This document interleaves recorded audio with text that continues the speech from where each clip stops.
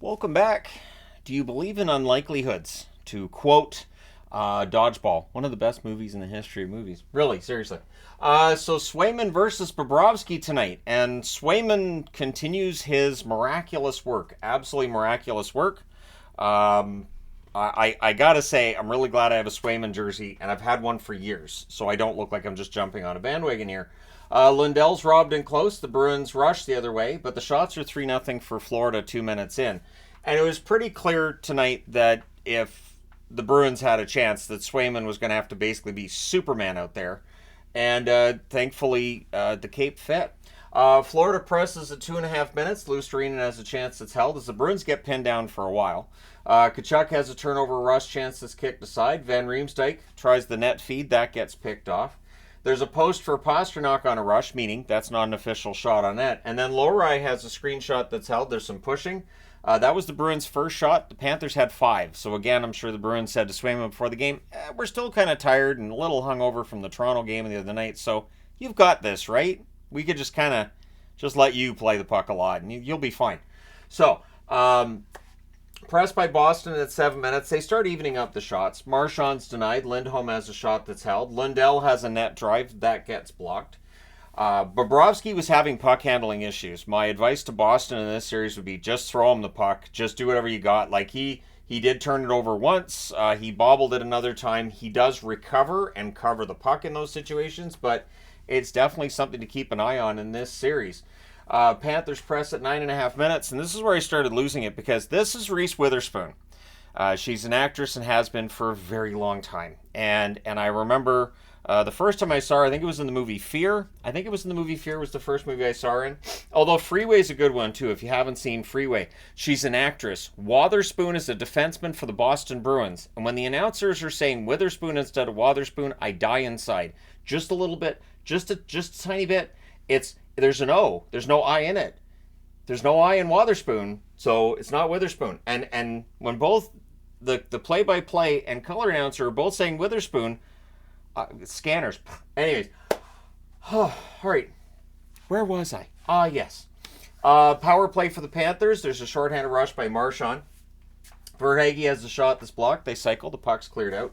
Reese Witherspoon as well. The woman doesn't age, and I need to know how she does that because this face ages a lot. Late cycle, OEL has a shot that's blocked, and then there's another clear by Boston that ends it. It was a very solid penalty kill there for the Boston Bruins. Pasternak's denied on a turnover in close. Pastrnak then has a net feed that's picked off. The teams exchange rushes. The shots are 7 apiece with 5 minutes left in the period.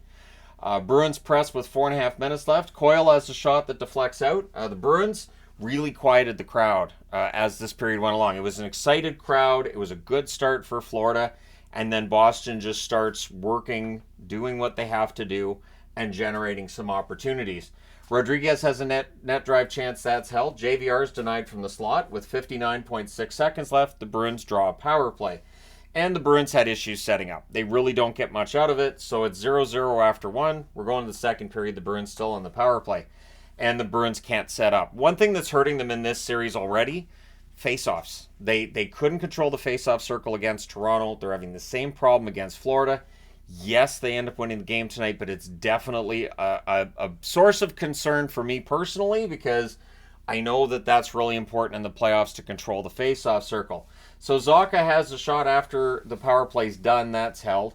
Tkachuk has a shot that's saved, and then there's a mask save on Lundell. The shots are 2 apiece, 3 minutes in.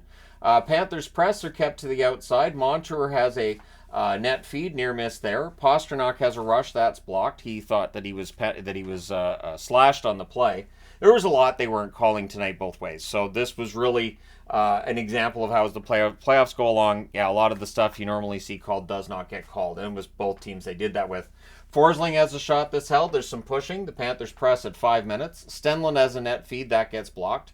And again, the Bruins with their face-off issues, absolutely. A lot of face-off losses. And again, they got past Toronto with that, but it's definitely something that's going to bite them at some point if it continues. Opozo has a net drive chance that saved. Pastrnak to Zacha gets picked off. Verhaeghe and Barkov are denied, and then Montour has a shot that's sent into the corner by Swayman. Bruins get pinned down for a bit. There's more Panthers pressure at 9 minutes. And Swayman's the reason this game is 0-0. The only reason this game at this point is scoreless is Jeremy Swayman, the number one of the Boston Bruins. So the Bruins press with 9.5 minutes left. The Panthers block. Things are pushy and punchy on a hole by Bobrovsky. And then at 11:45, Tkachuk scores. It's a wrister from the right circle after a turnover. Barkov with the assist, and I thought, okay, I put right here Swayman's the reason it's 0-0, and then it becomes 1-0 Florida. I didn't jinx him, did I? Nah, not really. DeBrusk then has a rush chance that's held. McAvoy fires one wide as the Bruins look to respond, and then they do. At 12:52, Geekie buries a rebound after a turnover, and it's too bad because on the initial shot it was a really nice save by Bobrovsky. Zacha and Pasternak with the assists. It's a 1-1 tie. Then there's too many Bruins on the ice. The Panthers get a power play. For anybody who could read lips for what was said by Jim Montgomery, I would like to apologize on behalf of humanity. He was not happy. Early cycle, puck's cleared out. Barkov has a shot that's held. They cycle. The Bruins block. They clear. And then there's a shorthanded rush by Frederick that ends that power play for Florida. And then not long after, at 16:17, Lowry puts one under the bar from in close as the unlikely heroes show up for Boston tonight. The assists by Wotherspoon, not Witherspoon, Wotherspoon, as well as Zacha. The Panthers then press to respond. So now Boston's ahead 2-0, or 2-1, I should say. There's more Panthers pressure with a minute and a half left, but at 19:39, Carlo wires one past a screen. You can see Bobrovsky's looking the wrong way to try to look around the screen, and the puck goes over his left shoulder. It's posted in. So Carlo scores that one from Coyle and Frederick. So Coyle's on the board, Zacha with a couple of helpers. I mentioned them in the preview this morning. And it's 3-1 Boston after 2. And I was kind of chuckling about it because they only had 7 shots in the second period, and 3 of them went in the net. So we can start having the conversation about whether or not Swayman's on his way to stealing this. Again, it's way too early in the series, but it's just something to keep an eye on. The numbers for Bobrovsky tonight, not fantastic. Third period. Mikkola has a shot that's held during an early Panthers press. Easy for me to say. Panthers draw a power play. There's an early clear. Tkachuk misses an open net. It's cleared out after that. And then they showed Tkachuk sitting on the bench loading up the iPad to look at it because you really want to see just how you screwed up. I don't know why they do that. Like, I don't know that I would want to see, I missed. Why? I don't know that I want to see it. So they cycle. Things are pushy on a hole by Swayman. Where's Zibanejad? We need to pull it away and throw it. It was Zibanejad that did that, wasn't it? Anyways, or was it Kreider? Doesn't matter. It's a Rangers thing, right? So the Bruins clear on a face-off win. Rodriguez then has a chance that's held. And again, there's some pushing on a hole by Swayman. And it's something to keep an eye on because at some point in time, a referee can pull one guy and say, all right, that's it. You suddenly have a power play. All it takes is just a glove punch or just a high stick, just something small in one of those little schmozzles they have at the net. There's another clear that ends that power play. So that other power play doesn't score. Now, where was it that I had the power play in here? In open, misses an open net. Panthers draw the power play. Right, and then it's all that. There's a lot of ratings just for that one power play. Florida had some chances. Anyways, Pasternak has a net drive. That's defended. The shots are 7-1 Florida at 4.5 minutes. So that's not great if you're Boston. Luostarinen has a chance that's held. There's some pushing again. There's a net feed to Lindell, near miss. And this is where Jim Montgomery's had enough. He calls a timeout, decides that's enough of that. The shots were really, really lopsided at that point. Boston had 1 shot. I think Florida had 11 at the point where he called the timeout. Kind of read them the riot act a little bit because the Bruins were really flat. So immediately on the next shift, you start seeing more back-checking, forechecking, and a little more engagement. And I didn't think it was a coincidence he puts the Marchand line out there right away after the timeout. And then on a fast break, Brazeau, who's got a really bright future, I think, as a Bruin, he scores his first career goal in the playoffs. Van Riemsdyk and Lowry with the assists at 7-12. So Mason Lowry with a goal and an assist tonight. Not bad, kid. And I thought the timeout was great. It was perfectly timed. And then Boston gets a goal not long after he called it. So it was a really smart move by Coach Montgomery. Panthers press for response. The shots are 13-2 for Florida at 8.5 minutes. Fans call one, the referee does not. The Bruins are defending much, much better after that timeout. You look at the shots, they were only 16 shots for Florida in the third. And I say only because 8.5 minutes in, they had 13. So after that timeout, the Boston Bruins stopped allowing quite so many of those great chances. OEL has a net drive that saved. The Bruins rushed the other way. Pastrnak to geeky near miss. As the game starts opening up, we start seeing rushes in both directions. Goalie pull happens with 5.5 minutes left because they're down by 3. They need a bunch of goals here. Barkov has a shot that's held, and then the spotlight gets stuck on. And I thought, well, they gotta wait until that spotlight's off, right? And it was right behind the Bruins net. Nope, they kept playing, and there were a couple of lights at center ice that were on too, so that was weird. Bruins ice it with 4:28 left.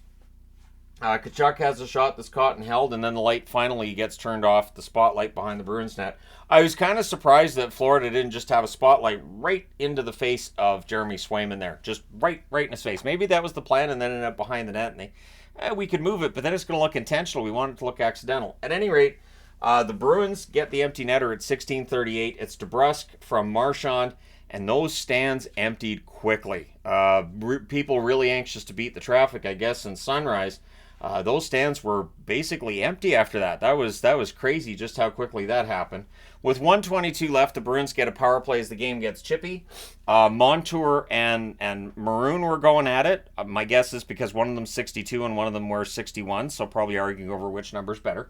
So there's an early clear, low rise, a chance that's saved, and then it becomes 4-on-4 on a high stick by Wotherspoon. And then we get the goalie hug after the game. They showed it. They didn't show it after Game 7 on Sportsnet, but they showed it here. And, Boston leads this series 1-0. They've won the first game on the road. A lot of pressure on Florida now for Game 2. No pressure on Boston at all. And this is the difference with last year's series. Last year's series, all the pressure's on Boston.